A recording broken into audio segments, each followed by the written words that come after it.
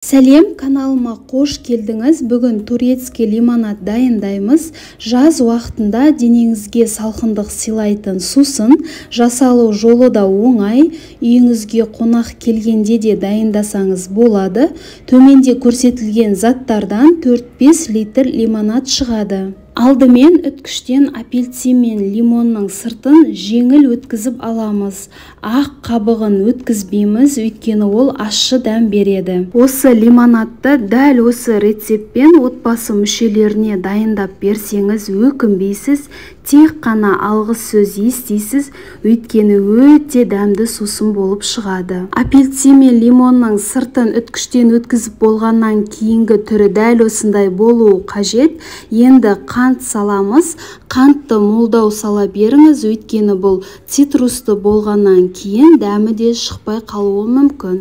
Қантпен бірге жақсылап араластырамыз, үстіне су құямыз. Қарапайым су болмайды, қайнатылған және толықтай суытылған су болуы керек. Су құйып болғаннан кейін араластырып, холодильникке қоя тұрамыз.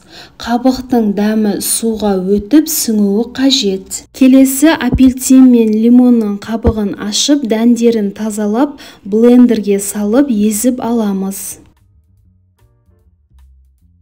Егер сіз 4-5 литрден аз лимонад дайындайтын болсаңыз, 1 лимон ғана қоссаңыз болады, өйткені қышқыл болып кетуі мүмкін.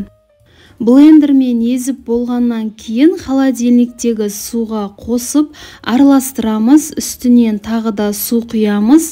Жаңа баста су құйғанда 4-5 литр суды бірден құя салмаймыз, суды екіге бөліп қолданамыз. Жартысын осы кезде құюымыз қажет.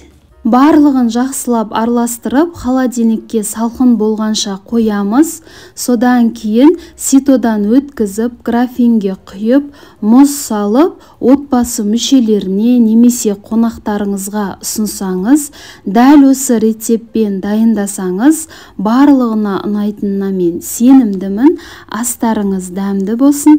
Назарларыңызға рахмет. Егер менің каналым сізге ұнаса, тіркелуді ұмытпаңыз, және осы рецептің астына өз ойыңызды қалдырсаңыз болады. Болмаса, кез келген видеоның астына рецепт жөнінде сұрақ болса, жазсаңыз, мен барынша жауап беруге тырысамын.